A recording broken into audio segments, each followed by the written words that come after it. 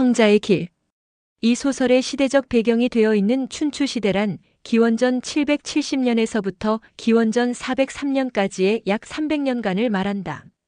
손무가 활동한 시기는 춘추시대의 중기였으므로 지금으로부터 대략 2500여 년 전의 일이다. 그 시대를 춘추시대라고 부르게 된 것은 그 당시의 대학자요 대처린이었던 공자가 그 시대의 역사를 기술한 책의 이름을 춘추라고 명명한 데서 비롯되었다. 춘추시대의 중국에는 소위 오패국이라고 일컫는 진, 제, 송, 진, 초의 5대 강국을 비롯하여 오, 월, 노, 당, 채, 정, 조, 위, 진, 위, 한 등 이렇게 무려 17개의 대소국가가 난립해 있었다. 본래는 주나라의 후주에 부속되었었지만 종주국인 주나라가 쇠퇴하자 후주들은 저마다 독립을 선포하고 일어섰던 것이다. 17개의 독립국가가 난립하고 보니 그들 사이에는 세력 확장을 위한 분쟁이 빈번하게 발생한 것은 당연한 일이었다. 따라서 군소국가들은 자존자립을 위해 강대국을 중심으로 집단 동맹체를 형성할 수밖에 없었는데 강대국이 맹주가 되었음은 새삼스러울 것이 없다. 강대국을 중심으로 한 동맹체가 5개로 나뉘어 있었는데 오패국이란 5개의 동맹체의 맹주국들을 의미하는 말이다. 그 당시의 국가 간의 정세가 어떠했던가는 오늘날의 국제 정세와 비교해보면 쉽게 이해할 수 있을 것이다. 오늘날의 국제 정세는 미국과 소련의 양대국과 제3세력이라는 세 가지 축으로 형성되어 있는데 제3세력은 잠깐 차치하고 미국과 소련 양대축의 주도권은 어디까지나 강대국인 미국과 소련이 장악하고 있듯이 춘추시대에도 동맹체의 주도권은 오패국이 장악하고 있었다. 오가 초를 치게 된 근본 목적도 초의 패권을 빼앗으려는 데 있었다. 그러나 오늘날에도 그러하듯이 국가와 국가 간의 동맹 관계란 반드시 절대 불변의 것은 아니다. 비록 동맹국끼리라도 자국의 이익에 위배될 경우에는 어제의 동맹국이 오늘의 적국으로 변할 수도 있는 것이다. 그렇다 보니 국가 간의 동맹 관계란 오로지 자국의 이익을 도모하기 위해서만 필요한 것이다. 그 점은 2000여 년 후인 지금도 추호도 다를 바가 없다. 북미주의 미국과 남미주의 아르헨티나는 옛날부터의 동맹국이었건만 포클랜드 사건으로 영국과 아르헨티나 간의 분쟁이 일어나자 미국은 자국의 이익을 위해 아르헨티나와의 동맹 관계를 무시해버린 채 영국을 노골적으로 두둔하지 않았는가. 춘추시대에는 중국이라는 하나의 덩어리 안에서 17개의 나라가 복잡거리고 있었으므로 동맹관계의 이합집산은 끊임없이 반복되었고 거기에 따라 국가와 국가 간의 분쟁 없는 날이 없었던 것은 너무도 당연한 일이었다. 손무가 병법으로 일창만천하의 이름을 떨치게 된 것도 그 당시에는 전쟁이 그처럼 빈번했던 덕택이었다. 춘추시대 다음에 200년간은 전국시대라고 부른다. 춘추시대에도 전쟁이 빈번하기는 했지만 전국시대로 접어들면서부터는 국가와 국가 간의 이합집산이 더욱 빈번해지면서 3갈래, 4갈래의 전쟁이 무려 200여 년간이나 연속되었기 때문에 그 시대를 숫제 전쟁 시대라고 부르게 되었던 것이다. 그러므로 역사상에서는 전후 500여 년에 걸친 그 시대를 통합하여 춘추 전국시대라는 통칭으로 불러오기도 하는 것이다. 손무의 손자병법을 비롯하여 육도, 삼약, 사자병법, 위효자, 사마법, 이위공문대 등등의 이른바 무경칠서라는 병서들이 모두 이 시대에 창작되어 나왔는데 이것은 말할 것도 없이 전시라는 시대적 요청에 의한 필연적인 저서들이었다. 전쟁의 성격을 크게 분류하면 2가지로 나누어 볼 수 있다. 하나는 자국의 존립을 위해 본의가 아니면서도 부득이 하여야 하는 방위전쟁이요. 다른 하나는 자국을 부강하게 만들려고 남의 나라를 무력으로 침공하는 침략전쟁이다. 약소국들의 전쟁은 거의 전부가 전자에 속하고 강대국들의 전쟁은 대개 후자에 속한다. 그러므로 전쟁이란 어떤 목적을 달성시키기 위한 수단일 뿐이지 전쟁 자체가 목적이 될 수는 없다.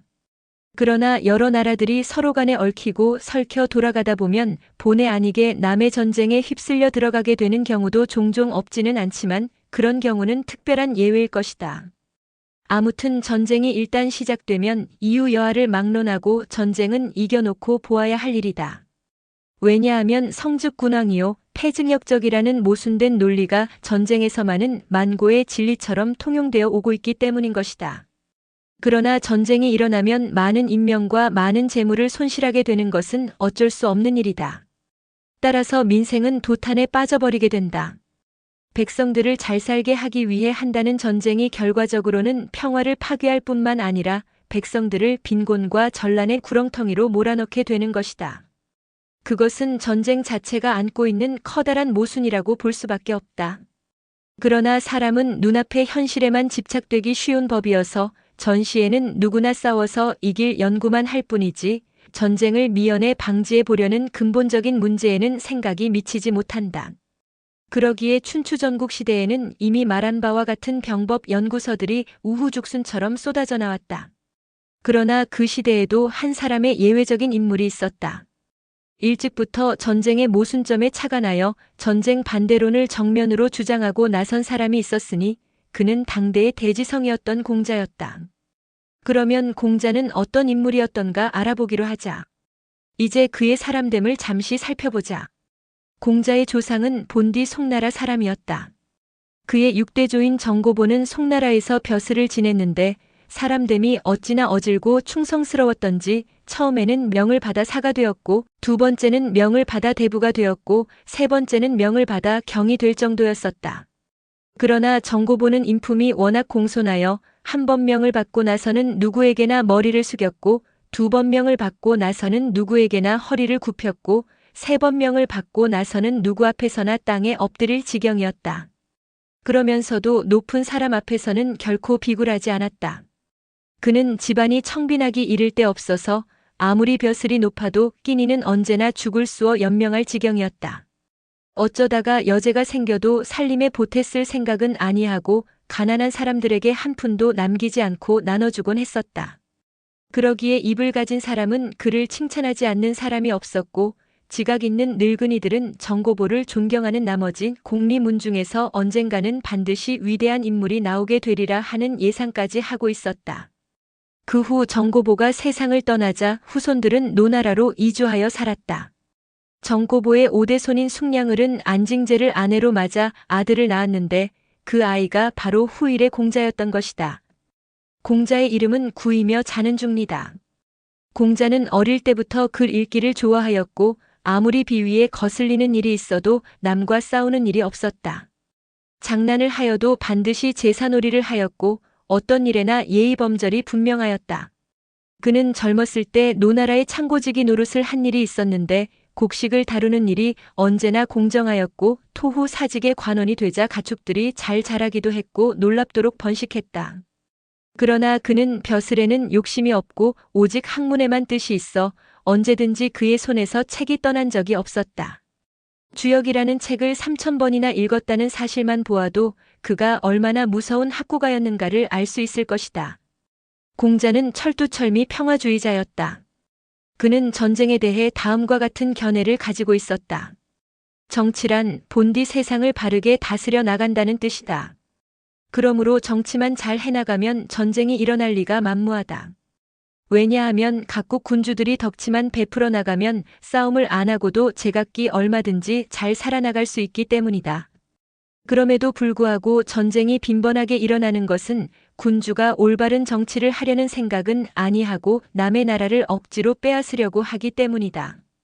다시 말하면 전쟁은 순전히 통치자들의 사욕에서 우러나온 악랄한 폭행일 뿐이다. 철저한 평화론자인 공자는 전쟁에 대해 다음과 같은 반전론도 전개하였다.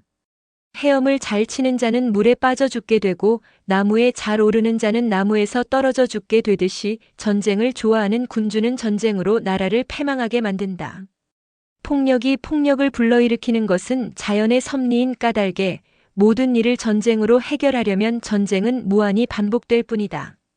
전쟁은 인명을 살해하고 국고를 탕진시키는 행위이건만 그와 같은 행위를 끝없이 반복하면 백성들이 어찌 생업을 평화롭게 누려나갈 수 있을 것인가.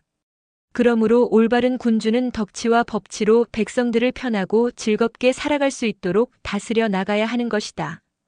공자의 그와 같은 이론에 대해 열국 제후들은 한결같이 코웃음을 쳤다. 공자라는 친구는 잠꼬대 같은 소리만 하고 돌아다니는 어릿광대 같은 학자이다. 힘이 없이 어찌 백성들을 다스려 나갈 수 있으며 전쟁을 아니하고 어찌 국가를 강하게 만들 수 있으랴. 그러나 공자는 자신의 뜻을 추호도 굽히지 않았을 뿐만 아니라 요제와 순제는 전쟁을 일으킨 일이 한 번도 없었건만 그럼에도 불구하고 요순시대의 백성들은 격양가를 부를 정도로 행복하지 않았던가. 백성들을 힘으로 다스리려는 것은 어리석은 군주들의 자기 미화에 불과하다.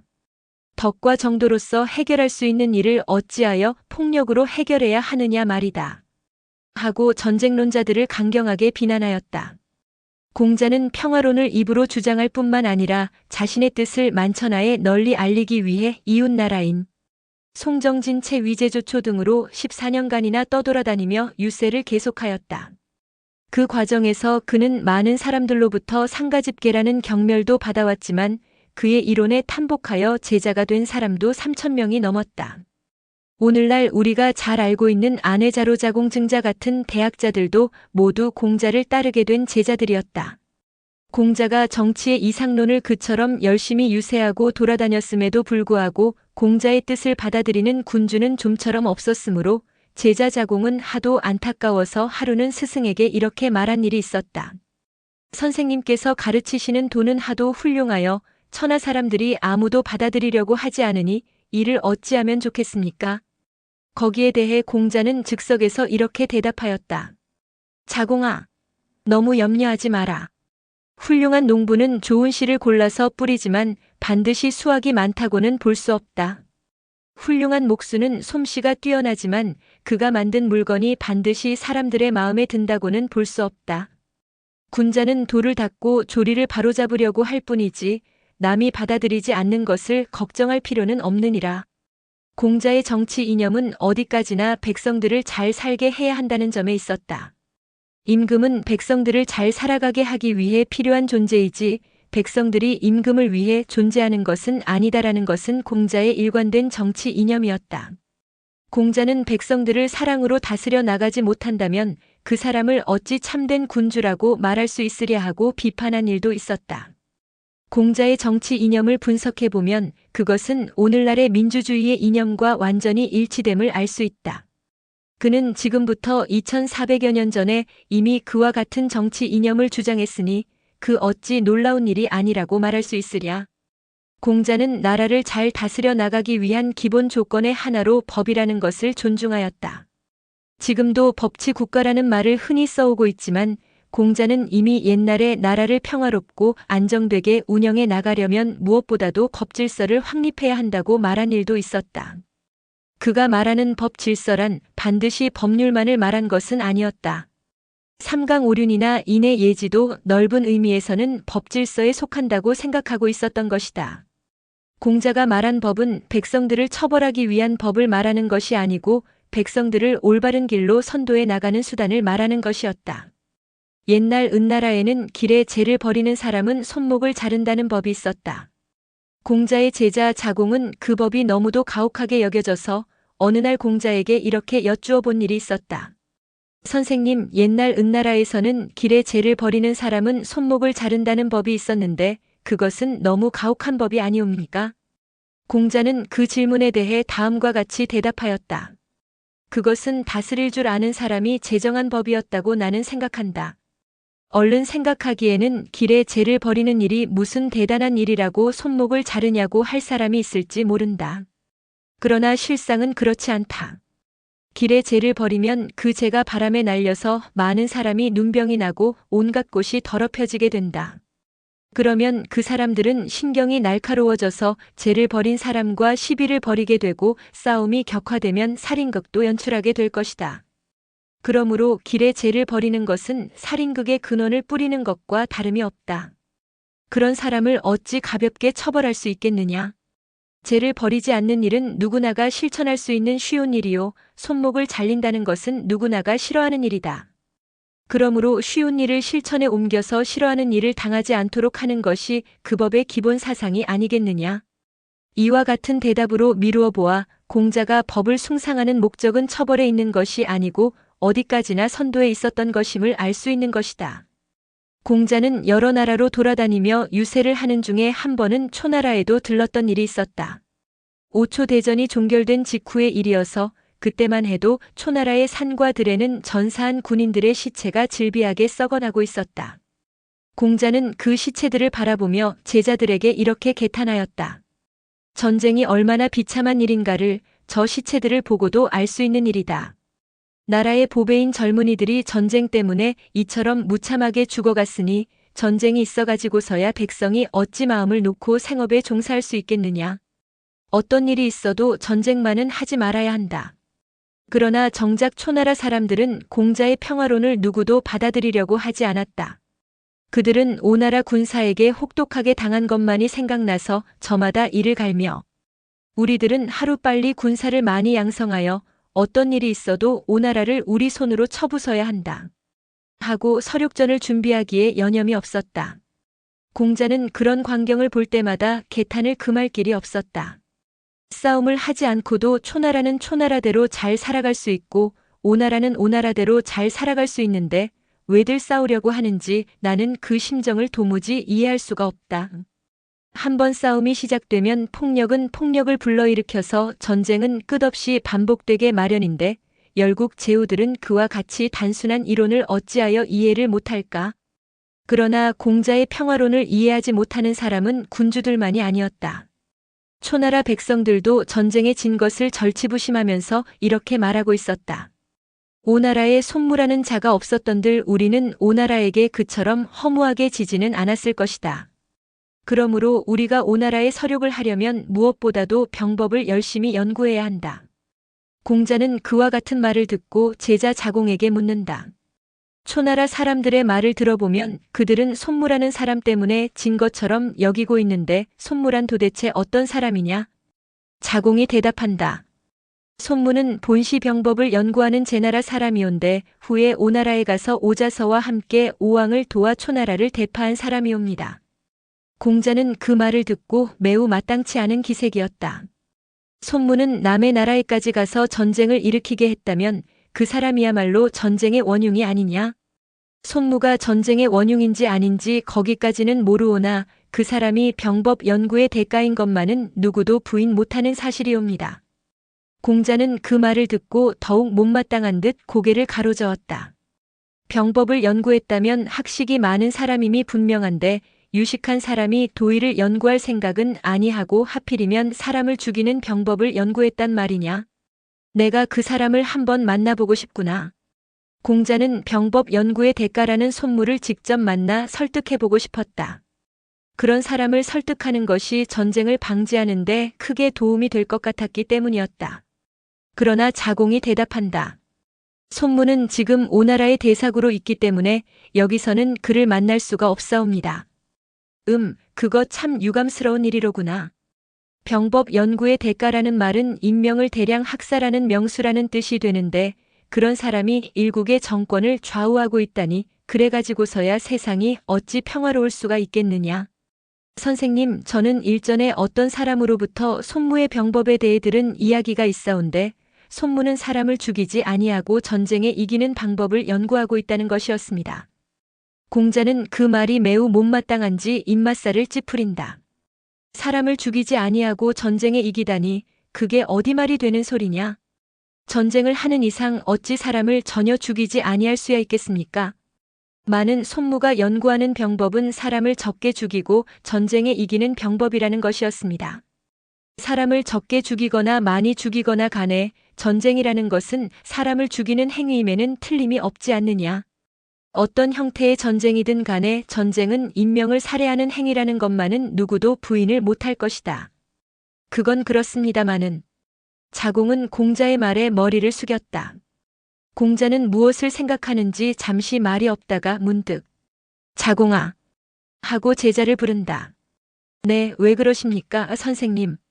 내가 손무라는 사람을 꼭 한번 만나봐야 하겠다. 그 사람을 만나볼 무슨 방도가 없겠느냐. 공자는 손무를 직접 만나서 전쟁 반대론을 펴보고 싶은 생각이 새삼스럽게 간절하였다. 실상인즉 공자는 일찍이 옛날 제나라에 가서 가두 유세를 하다가 손무와 직접 대면했던 일이 한 번 있기는 있었다. 가두 유세가 끝났을 때 청중 속에서 청년 한 사람이 공자 앞에 다가와 선생께서는 인이라는 것을 무척 숭상하고 계시는 줄로 알고 있는데 그러나 선생님의 나라인 노나라도 도둑이 많다고 들었습니다. 그것은 어찌 된 일입니까? 하고 신랄한 질문을 던졌던 일이 있는데 그 청년이 바로 손무였다. 그러나 그때만 해도 손무는 공자를 이는 만병통치의 영약처럼 떠버리는 보잘것없는 늙은이라고 경멸하고 있었지만 정작 공자 자신은 그때의 이청년이 손무였다는 것을 전혀 모르고 있었다. 자공이 말한다. 우리가 오나라로 직접 찾아가기 전에는 손무를 만날 길이 없을 것입니다. 손무가 병법을 연구한다니 그렇다면 그가 저술한 병서라도 있을 게 아니냐? 자공이 공자에게 말한다. 손무가 연구한 손자병법이라는 유명한 죽간이 시중에 널리 퍼져 있다는 소문은 듣고 있습니다. 그러나 저도 아직 그 책을 읽어본 일은 없사옵니다. 공자는 그 말을 듣고 호기심이 솟아서 손자병법? 그 책이 한간에서는 그렇게도 유명하냐? 아직 완성된 책은 아니오나 병법에 대한 연구가 무척 심오한 책인 까닭에 무장들은 앞을 다투어 그 책을 읽고 있다는 말이옵니다. 자공아, 나는 무장은 아니지만 그 책이 그렇게도 심오한 책이라면 나도 꼭 한번 읽어보고 싶구나. 내가 그 책을 좀 구해올 수 없겠느냐? 인의와 평화만을 소중히 여기시는 선생께서 병서 따위를 읽어보신들 무슨 이익이 있을 것이옵니까? 그건 모르는 소리로다. 전쟁론자들을 설득하기 위해서는 저들이 어떤 생각을 가지고 있는가를 반드시 알아야만 한다. 나만 알고 저를 몰라가지고서야 어찌 저들을 설득할 수가 있겠느냐. 그런 뜻에서도 손자병법이라는 책은 꼭 읽어봐야만 하겠다. 수고스럽지만 내가 그 책을 꼭 좀 구해오너라. 공자는 워낙 책이라면 사족을 못 쓸 정도의 열정이 있어 자공에게 그 책을 구해오기를 간청하였다. 자공은 그날부터 손자병법을 구하려고 무장들의 집들을 한 집 한 집 찾아다녀 보았다. 그러나 그 책을 구하기는 결코 용이한 일이 아니었다. 10여일 만에 어느 무장의 집에 그 책이 있음을 알아내기는 했으나 그는 손자병법을 신주처럼 소중히 여기며 말했다. 내 아들을 죽인다 해도 이 책만은 양보할 수 없소. 우리 같은 무장들에게는 이 책은 생명보다도 귀한 책이요. 자공은 기가 막혔다. 아주 달라는 게 아니고 우리 선생님께서 한번 읽어보신 뒤에 곧 돌려드리도록 하겠소. 며칠 동안만 빌려달라는 것이요. 이 책은 너무도 소중하여 빌려줄 수도 없소. 다른 집으로 가보시오. 그러나 다른 집으로 가보아도 역시 마찬가지였다. 손자병법은 아직 완성된 책도 아니건만 무장들은 저마다 그 책을 대쪽에 베껴가지고 보물처럼 소중히 여기며 열독해오고 있었던 것이다. 자공은 어쩔 수 없어 어떤 무장의 특별 호의로 손자병법을 손수 베껴오는 수밖에 없었다. 자공은 20여일 만에 손자병법을 베껴가지고 돌아와 공자 앞에 내놓으며 말한다. 이 책을 베껴오는데 1010만 고를 했사옵니다. 이 책을 가지고 있는 무장들은 누구나 이 책을 갑옷처럼 소중히 여기고 있음을 보고 크게 놀랐사옵니다. 공자는 손자병법을 받아들고 기뻐하며 말한다. 이 책이 무장들에게는 그렇게도 소중한 책이었던가. 어쨌든 수고가 많았다. 나도 곧 읽어보도록 하겠다. 공자는 그날부터 만사를 제쳐놓고 손자병법을 읽기 시작하였다. 그는 처음에는 손자병법을 대단치 않은 책일 것이라고 지레 짐작하고 있었다. 그러나 정작 내용을 한 조목 한 조목 읽어내려와 보니 손자병법은 비록 전쟁에 관한 책이기는 하나 천하의 명저가 아닌가.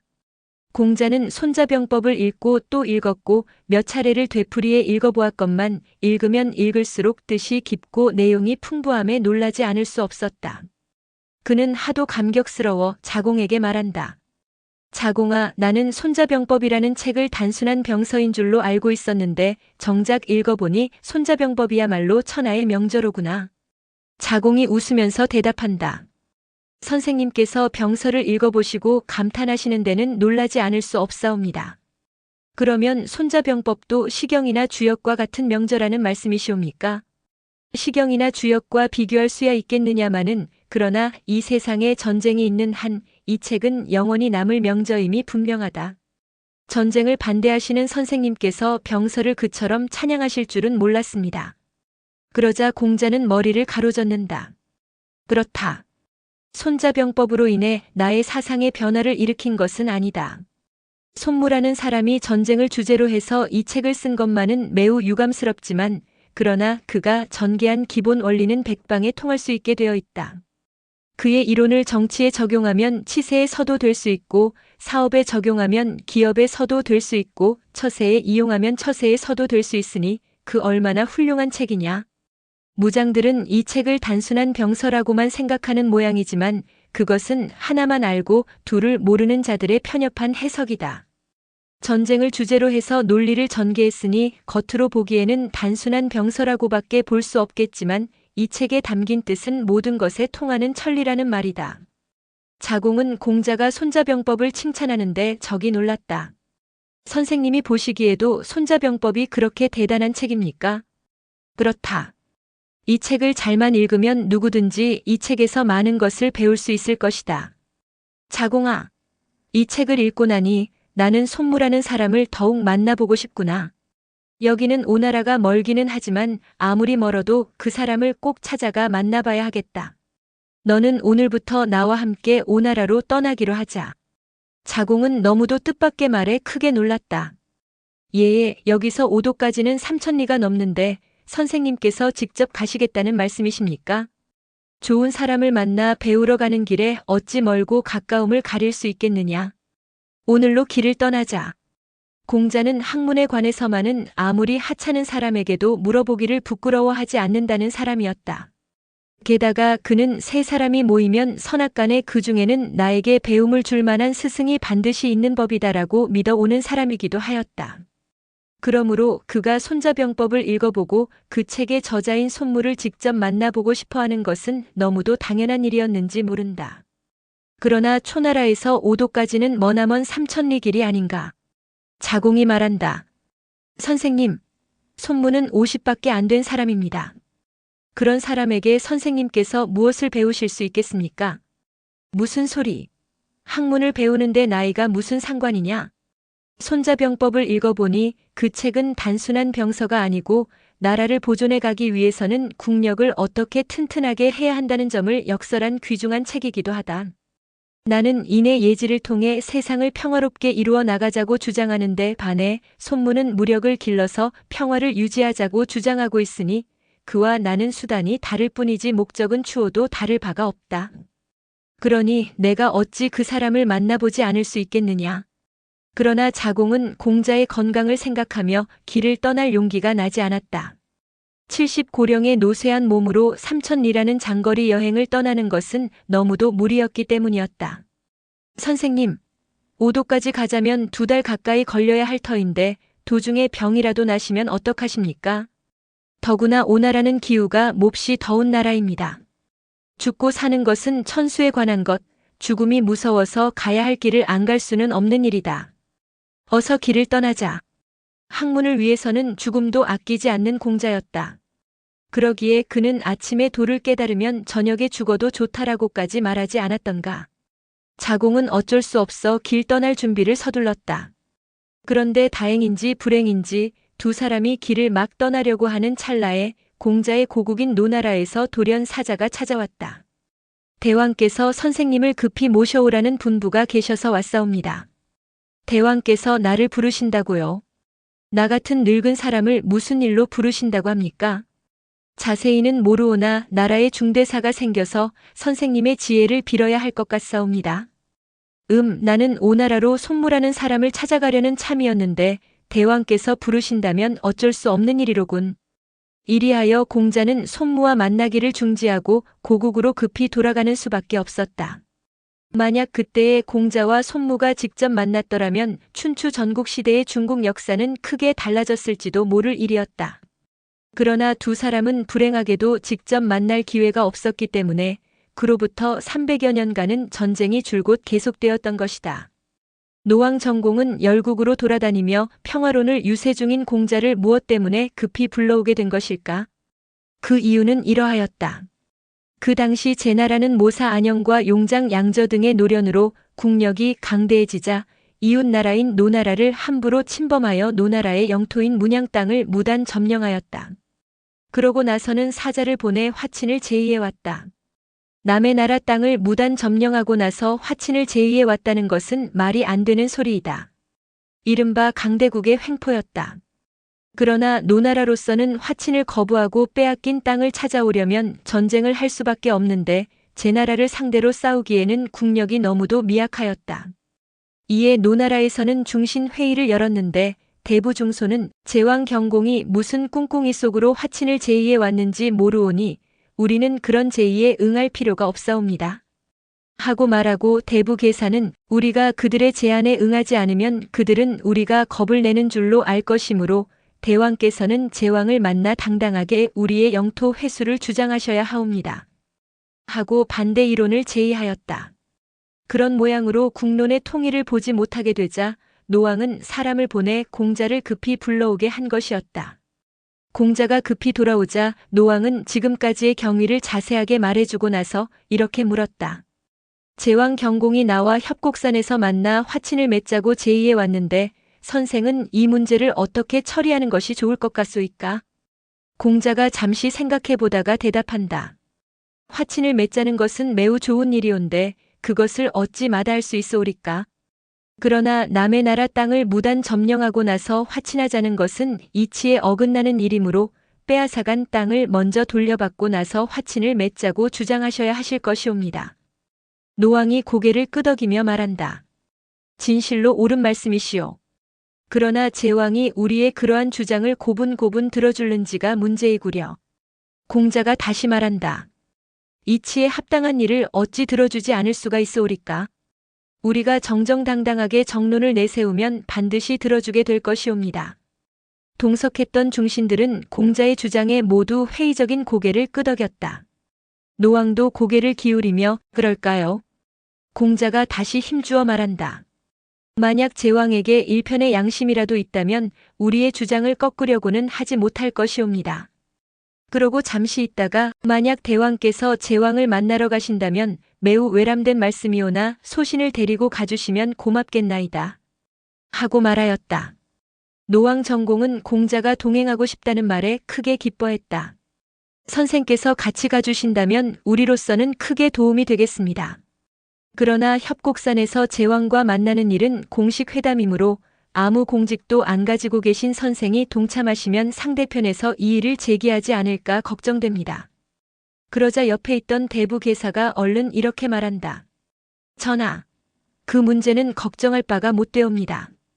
중리께서는 일찍이 대사구의 벼슬을 지내신 바 계시므로 이번에도 그 벼슬을 다시 제수하시면 되실 것이옵니다. 노왕은 그 말을 듣고 크게 기뻐하며 말한다. 좋은 생각이요. 그러면 오늘로써 대사구의 벼슬을 다시 제수할 터인즉 선생께서는 수고스러우신 대로 나와 같이 가주십시오. 공자가 대답한다. 저는 본시 벼슬을 원하는 바가 아니오나 절차상으로 필요하다면 무슨 벼슬이라도 사양하지 않겠습니다. 남의 나라의 영토를 무단으로 빼앗아가는 행위를 보고 어찌 가만히 있을 수 있겠습니까? 오, 고맙소이다. 선생의 말씀을 들으니 나는 이번 회담에 대해 커다란 용기를 얻게 되었습니다. 이리하여 노왕은 제왕과 만나기 위해 공자와 함께 협곡산으로 떠나는데 왕의 위세를 보여주려고 좌우에 많은 사마들을 거느리고 출발했음은 말할 것도 없었다. 한편 제왕 경공도 노왕과 회담하려고 수십 명의 문무대신들을 거느리고 협곡산을 향하여 길을 떠났다. 제도에서 협곡산으로 오려면 우산이라는 경승지를 통과해야 한다. 임치라는 곳에 이르러 앞을 내다보니 저 멀리 눈앞에 산이 하나 우뚝 솟아 있었다. 산세가 매우 수려한 데다가 산골짜기에는 안개가 나부껴서 마치 무릉도원처럼 아름다워 보이는 산이었다. 제왕은 아름다운 경치에 감탄을 맞이 않으며 저 산이 무슨 산이냐? 하고 측근에게 물었다. 그러자 아첨 잘하기로 이름난 대부 양국어가 얼른 나서며 대답한다. 저 산의 이름은 우산이라고 하옵니다. 우산은 산형이 수려한 데다가 산속에는 가지가지 금수들이 많이 살고 있사옵고 또 기와요초도 가득히 들어차 있사옵니다. 우산이야말로 천하의 명승이온데 대왕께서 일부러 오시기는 좀처럼 어려운 일이오니 이번 기회에 산상까지 오르셔서 천하의 절경을 한번 골고루 구경하시고 나서 떠나심이 어떠하겠습니까? 제왕은 나이가 60을 넘은 데다가 몹시 비대하여 산에 오르는 것은 생각조차 못했던 일이다. 그러나 양국어의 권유를 받고 보니 그냥 지나쳐버리기는 너무도 아쉬운 생각이 들었다. 그러면 산상에 올라가 한번 골고루 구경을 하기로 할까? 제왕은 우산의 경치를 구경하려고 신하들의 부축을 받으며 산상까지 올라오고야 말았다. 그러나 가파른 등산을 하느라고 숨이 몹시 가빴다. 내가 무척 늙은 모양이로구나. 부축을 받으며 올라왔건만 그래도 숨이 차거든. 제왕이 산마루에 올라와 그렇게 탄식하자 대신 양국어가 얼른 걸상을 갖다 놓아주며 주상전하, 걸상에 편히 앉으셔서 구경하시옵소서. 산에 오르면 젊은 사람도 숨이 가빠지는 법이온데 그런 일을 가지고 어찌 늙으셨다고 하시옵니까? 대왕 전하는 반드시 만수무강하실 것이옵니다. 하고 아첨한다. 산상에서 둘러보는 우산은 과연 천하의 절경이었다. 산에는 수목이 울창하고 산골짜기에는 기와 요초가 만발하여 바람에 불려오는 꽃향기가 향기롭기 그지없었다. 게다가 기암괴석이 처처에 신기롭게 보일 뿐만 아니라 계곡을 흘러가는 시냇물조차 옥구슬처럼 맑고도 푸르지 않은가. 양대부가 말한 대로 우산은 과연 천하의 절경임이 틀림없구나. 제왕은 눈앞에 뛰어난 경치에 홀로 도취해 있다가 문득 고개를 들었다. 그리하여 아득히 먼 지평선을 무심히 바라보다가 벼랑간 깜짝 놀라며 묻는다. 아니, 저 멀리 아득히 먼 곳에 화려한 궁전과 장려한 누각들이 질비하게 들어차 있는 것이 보이는데 도대체 저기가 어디냐? 곁에 있던 양대부가 얼른 가까이 다가와 대답한다. 대왕 전하, 저것은 대왕 전하께서 계시는 궁전이 아니옵니까? 우리가 무척 멀리 온 것 같지만 이 산 위에서 바라보면 궁성이 저렇듯 가까워 보이는 것이옵니다. 여기서는 서울 풍경이 저렇듯이 가깝고도 아름다워 보이는가? 그러하옵니다. 푸른 나무숲 사이로 보이는 우아한 대궐과 수려한 누각들이 마치 천상의 전각들처럼 아름다워 보이니 대왕 전하께서는 부디 만수무강하시옵소서. 그러나 서울의 아름다운 풍경을 말없이 바라보고 있는 제왕의 눈에서는 한 줄기의 눈물이 맥없이 흘러내리고 있었다. 대신 양국어와 패신 애공 등은 제왕의 눈물을 보고 깜짝 놀라며 묻는다. 대왕 전하, 눈앞의 경치가 이렇듯 아름답사온데 대왕께서는 즐거워하시기보다도 어찌하여 눈물을 흘리고 계십니까? 제왕은 탄식하며 대답한다. 우리나라의 산천과 성곽들이 이렇듯 수려하건만 인생은 꿈과 같아서 나는 이처럼 아름다운 산천을 오래도록 누릴 수 없는 나이가 되어버렸으니 이 어찌 탄식할 일이 아니겠느냐. 그 일을 생각하니 눈물이 절로 솟아오르는구나. 그러고 말하고 나서 다시 눈물을 흘리니 아첨에 능한 양국어와 애공 등은 제왕을 따라 소리 없이 울고 있었다. 임금이 늙었음을 한탄하자 양국어와 애공 등이 울기까지 하며 아첨하는 꼴을 보고 현신 안영은 구역질이 나도록 안 입고 온 생각이 들었다. 아첨배들의 안 입고 온 꼴을 차마 눈을 뜨고는 바라볼 수가 없어서 그는 문득 하늘을 우러러 앙천대소를 하였다. 그러자 제왕은 안영의 태도가 매우 불손하게 여겨졌던지 정색을 하면서 나무란다. 내가 인생의 덧없음을 한탄하니 다른 대부들은 나와 슬픔을 같이 해주는데 경은 어찌하여 앙천대소를 하고 있소. 매우 섭섭한 일이 아닐 수 없구려. 그러자 안영은 정색을 하고 대답한다. 전하, 신이 듣자옵건대 자고로 인자는 생을 탐내지 아니하고 용자는 죽음을 두려워하지 않는다고 하옵니다. 생로병사는 인생 본연의 도정이온데 어찌하여 늙으셨음을 한탄하시옵니까? 어진 임금은 죽지 말아야 한다면 우리나라는 시왕 강태공께서 영원히 다스리시게 되셨을 것이옵고 용자도 죽지 말아야 한다면 환공께서 우리나라를 영원히 지켜오게 되셨을 것이옵니다. 만약 그렇게 되었다면 대왕께서는 왕위를 누리실 수 없으셨을 것이옵니다. 세월이 흐름에 따라 나라의 주인이 늙은 사람에서 젊은 사람으로 바뀌어가는 것은 생사존망의 진리이온즉 그런 일로 낙루하심은 옳지 못한 줄로 아뢰옵니다. 하물며 대왕께서 탄식하심을 보고 두 대부가 울기까지 하는 것은 진실로 가소로운 일이 아닐 수 없사옵니다. 신이 하늘을 우러러 혼자 웃은 것은 바로 그 때문이옵니다. 제왕은 그 말을 듣고 크게 부끄러웠다. 오, 경의 말씀을 들어보니 내가 인생의 무상을 탄식한 것은 부끄럽기 짝이 없는 일이었구려. 다시는 그런 탄식은 아니할 터이니 유람은 그만하고 이제는 길을 떠나기로 합시다. 일행은 산을 내려오는데 대신 양국어와 애공은 안영의 앞에 그림자도 나타내지 못했다. 제왕은 다시 수레를 타고 협곡산을 향하여 길을 재촉해 오는데 초마가 급히 달려와 아랜다. 노왕정공은 이미 협곡산에 도착했사온데 그들의 일행 중에는 공중리도 있었사옵니다. 제왕은 그 말을 듣고 적이 놀란다. 뭐야, 저들의 일행 중에는 공중리도 들어있다고. 공중리는 기변이 매우 능한 사람인데 그 사람이 왔다면 이번 회담은 우리에게 불리할 것만 같구나. 제왕은 매우 불안스러워하면서 공중리의 변론에 대항할 무슨 좋은 방도가 없겠소? 하고 대부들에게 묻는다. 그러자 대부 이미가 앞으로 나서며 말한다. 공중리는 예의에는 밝아도 용기가 부족한 사람입니다. 그러므로 우리가 그를 무력으로 위협하면 문제가 없을 것이옵니다. 무력으로 위협하면 된다고? 나는 노왕에게 모든 문제를 담화로 해결하자고 화친을 제의했었는데 이제 와서 어떻게 약속을 어기고 무력을 사용한단 말이오. 제왕이 매우 난처해하자 이미가 다시 대답한다. 신은 그 점을 고려하여 정규 군사가 아닌 네이족, 오랑캐 용사들을 수십 명 미리 데리고 왔사옵니다. 회담이 뜻대로 되지 않을 경우에는 그들로 하여금 제왕 앞에서 흥을 돋군다는 구실로 건물을 추게 하면 노왕과 공자는 겁에 질려 우리의 말을 아니 들어줄 수 없게 될 것이옵니다. 그들이 만약 그때에 가서도 우리의 요구대로 들어주지 않는다면 그때에는 어떻게 할 것이오? 그때에는 차라리 공자를 죽여버리고 노왕을 포로로 붙잡아 놓고 군사를 일으켜 노나라를 송두리째 없애버리면 좋을 것이옵니다. 그러자 현신 안영이 정면으로 반대하고 나선다. 전하, 이번 회담에는 어떤 일이 있어도 무력을 써서는 아니 되시옵니다. 대왕 자신께서 모든 문제를 담화로 해결하자고 제의하셨는데 국가 간의 약속을 배반하고 무력을 사용하시면 만천하의 제왕들이 대왕을 어떻게 보겠습니까? 그러나 제왕은 머리를 가로 흔들며 결연히 이렇게 대답한다. 이번 회담의 근본 목적은 노국을 굴복시키자는 데 있는 것이오.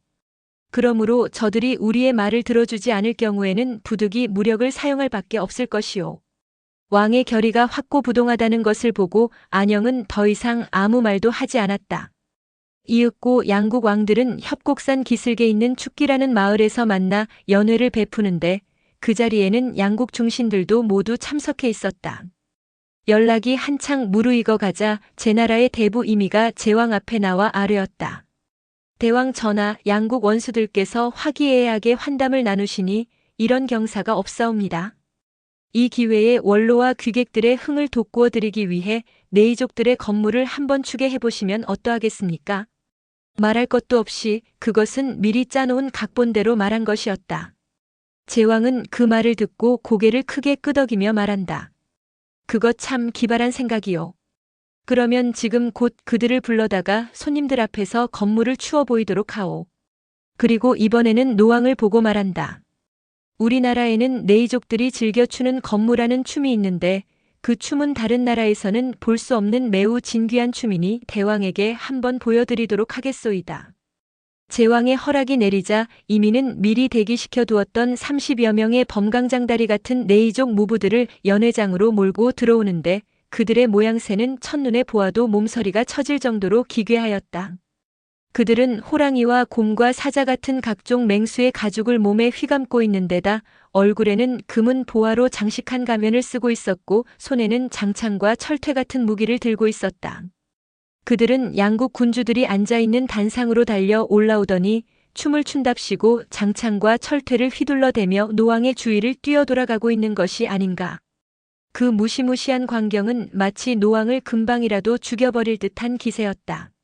노나라 사마들은 사태가 심상치 않음을 깨닫고 무력을 동원하여 대항하려고 하였다. 그러자 공자가 사마에게 말한다. 내가 예로써 저들을 물리치도록 할 테니 무력을 동원하는 것은 삼가도록 하오. 그리고 단상으로 올라와 제왕에게 허리를 굽혀 보이며 단호하게 말한다. 제왕 전하, 오늘 양국 군주가 화친을 도모하시려는 이 자리를 오랑캐들의 남무로서 소란스럽게 하는 것은 매우 유감된 일이옵니다. 자고로 군주들이 회동하시는 자리에 오랑캐의 무리들을 등장시키는 것은 예의에 벗어나는 일이어서 이런 사실이 열국에 널리 알려지면 제나라는 오랑캐의 나라라는 비방을 면하시기가 어려우실 것이옵니다. 제나라가 문명국임은 천하가 다 알고 있는 일이온데 어찌하여 그와 같은 불명예를 자초하려고 하시옵니까? 물론 네이족을 등장시킨 것은 대왕의 본심이 아니었고 어느 지각 없는 사람의 실수임이 분명하다고 생각됩니다. 그러나 책귀어장이라고 신하들의 잘못된 책임도 결국은 대왕께서 지셔야 되는 법이오니 명철하신 대왕께서는 오랑캐의 무리를 즉시 물리치도록 하명을 내려주시옵소서. 제나라의 중신들은 공자를 단순한 겁쟁이 늙은이로만 여기고 그런 장난을 친 것이었다. 그런데 정작 단상으로 올라와 제왕에게 자신의 소신을 개진하는 공자의 태도는 추상같이 준엄할 뿐만 아니라 정정당당한 그의 논조에는 일푼의 하자도 없지 않는가. 공자의 인격을 진작부터 숭배하고 있던 제나라의 안영은 무언 중에 과연 공자는 공자로구나 하고 감탄의 고개를 끄덕였다. 그러나 다른 중신들은 공자의 대담한 항변에 당황하기만 하였다. 제왕도 적이 당혹해하며 말한다. 선생의 말씀은 참으로 옳으신 말씀입니다. 우리나라가 어찌 오랑캐의 나라일 수 있소리까? 저들은 곧 물러가게 하겠소이다. 제왕은 곧 이미를 불러 무부들을 물러가게 하오. 하고 명했다. 그러나 이미는 아직도 미련이 남아서 춤을 단상에서 추는 것을 마땅치 못하게 여기신다면 단하에서 추도록 하겠습니다. 저들의 춤은 워낙 진기한 춤인 까닭에 귀빈들에게 반드시 보여드리는 것이 좋을 줄로 아뢰옵니다. 하고 이번에는 공자를 비롯하여 대표단 일행이 앉아있는 단하로 내려와서 춤을 추게 하려는 것이 아닌가. 현신 안영은 그 광경을 보다 못해 이미에게 소리를 지른다. 대부는 어찌하여 어명을 받들지 않고 엉뚱한 짓을 하고 있소. 전하의 분부대로 저들을 당장 퇴장시켜버리시오. 이미는 그제서야 마지못해 내이족들을 퇴장시켰다. 그러나 이미는 자신의 계획이 수포로 돌아가자 울분을 금할 길이 없어서 이번에는 수십 명의 미녀들을 연회장으로 불러들인다. 미녀들은 연회장에 흩어져서 음가와 음악을 마구 불러대더니 나중에는 단상으로 올라가 노왕을 에워싸고 해괴망측한 거동을 하기 시작하는 것이 아닌가. 말할 것도 없이 음탕한 음악과 음탕한 노래로 노왕의 정신을 혼미하게 만들어버릴 계획이었던 것이다. 공자는 그 광경을 보고 자리에서 일어나 이미의 무리들을 분노의 눈으로 노려보며 말한다. 저 계집들은 양국 군주들의 정신을 혼미하게 하려는 무리들이요. 그 죄가 상당하니 제나라의 대부들은 저 계집들을 마땅히 차명에 처해야 할 것이요. 그야말로 청천벽력 같은 발언이었다. 그러나 제나라의 대부들은 아무도 그 말을 들어주려고 하지 않았다. 그러자 노나라의 장군 자무선이 허리에 차고 있던 칼을 뽑기가 무섭게 공자의 명령대로 미녀들의 목을 치려 하였다. 그 바람에 미녀들은 혼비백산하여 달아나 버렸고 제나라의 대부들도 간담이 서늘하였다. 공자에게 그와 같은 배짱이 있을 줄은 누구도 몰랐던 것이다. 그러나 이미의 눈에는 공자의 항변이 아니 꼽게만 여겨져서 다 죽어가는 저 늙은 것이 누구를 믿고 저런 허세를 부리는 거야 하고 혼잣말로 투덜거렸다. 그러자 옆에 있던 현사 안영이 그 말을 듣고 꾸짖듯이 나무란다. 공자가 허세를 부린다고요? 공자는 결코 허세를 부릴 분이 아니오. 공자야말로 진실로 용기가 있는 분이오. 저분은 일찍이 옳음을 보고 행하지 않음은 용기가 없는 사람이다 라고 말한 바 있는데 참된 용기를 가진 신념의 사람이 아니라면 어찌 그와 같은 말을 할 수 있었겠소. 이미는 그 말에 울화가 치밀어 올라서 그럼 저 늙은이를 차라리 우리 손으로 죽여버릴까요? 하고 나온다. 안영은 공자를 죽여 없애자는 말을 듣고 깜짝 놀라며 이미를 다시 꾸짖는다. 대부는 무슨 그런 분별 없는 말씀을 하고 계시오. 공자는 비록 아무 힘도 없는 노인이기는 하지만 그는 노나라의 현자이기보다도 만천하가 우러러보는 성인이시오.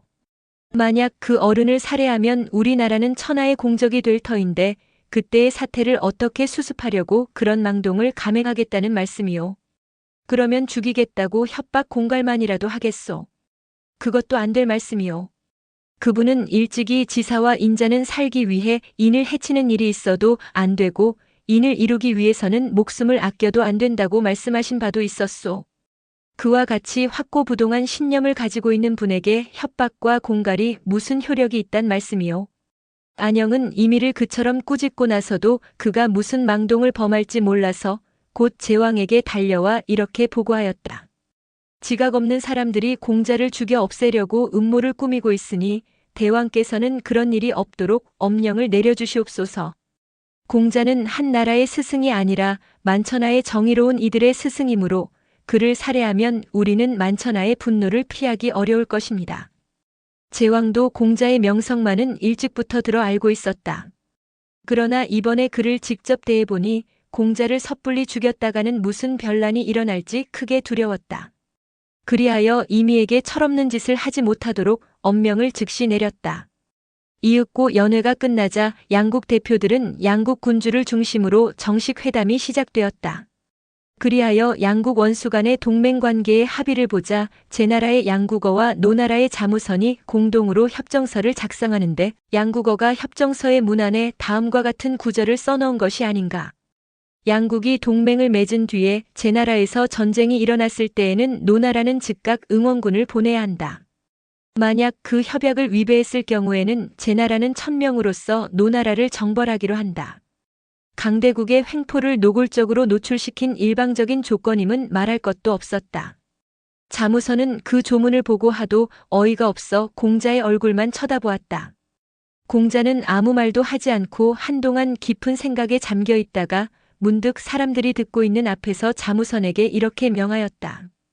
그 협정서에 우리의 조건은 이렇게 써넣으시오.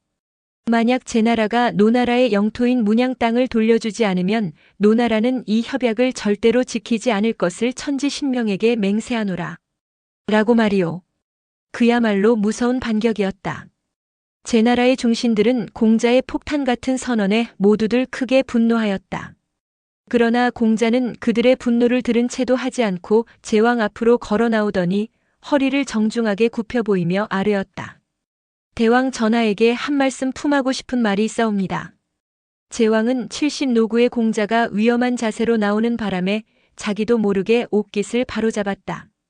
선생께서 무슨 말씀을 하시려는지 어서 말씀하시오. 공자는 머리를 조아리며 조용히 말하였다. 신이 알기로는 나라를 다스리는 데는 두 가지 길이 있사옵니다. 덕으로 다스리는 것을 왕도라 하옵고 힘으로 다스리는 것을 패도라고 하옵니다. 왕도는 백성들을 덕으로 다스리는 까닭에 민심이 절로 화합될 뿐만 아니라 다른 나라들과도 화친이 잘 되어 국운이 한없이 번창해 나가는 것이옵니다. 그러나 패도는 힘으로 다스리는 까닭에 민심이 화합되기도 어려울 뿐더러 다른 나라들과도 항상 적대 관계를 벗어날 수가 없어서 결국에는 멸망을 피하기가 어렵게 되는 법이옵니다. 그것은 마치 강은 아래로 부드럽게 흘러서 결국은 커다란 바다를 이루게 되지만 불은 위로만 타올라서 결국에는 재가 되어버리는 것과 똑같은 이치옵니다. 지금 귀국의 힘이 막강한 것은 사실이옵니다.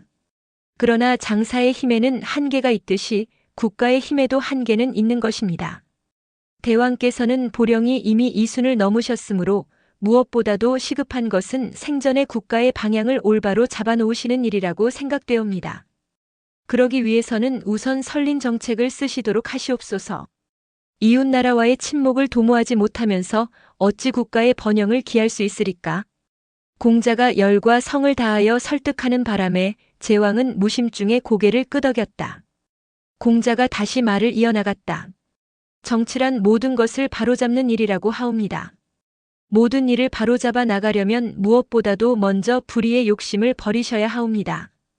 귀국에서는 노나라의 문양 땅을 힘으로 빼앗으셨으니 노나라가 아무리 약소국이기로 그런 상태에서 어찌 화친에 응할 수 있으리까? 조그만 땅 한 자락을 얻기 위해 이웃나라와의 불화를 초래한다면 그야말로 소탐대실의 우자가 아니고 무엇이겠습니까? 대왕을 보필하는 대부들이 어쩌다 잘못하여 피와 같은 실수를 범하고 있는 모양이오나 명철하신 대왕께서는 깊이 통촉하시어 이 일을 바로잡아 주시옵소서. 대왕 전에 엎드려 바라옵니다. 공자의 변론은 봄바람처럼 온화하였다. 그러나 그의 말 속에 담겨있는 깊은 뜻은 추상같이 준엄하였다. 양국어와 기미를 비롯하여 제나라의 중신들은 공자의 말을 듣고 크게 환기하였다. 저 늙은 것이 대왕을 모독해도 분수가 있지 어느 안전이라고 감히 저런 망언을 함부로 씨부리고 있을까? 누가 아니래. 저런 자를 살려두는 것은 국위에 큰 문제가 되니 저자를 당장 끌어내어 해치워 버리세. 제나라의 중신들 간에는 벼랑간 살기가 등등하였다. 그러나 제왕은 그러한 눈치를 알아채고 그들을 눈짓으로 제어하면서 공자에게 이렇게 말했다.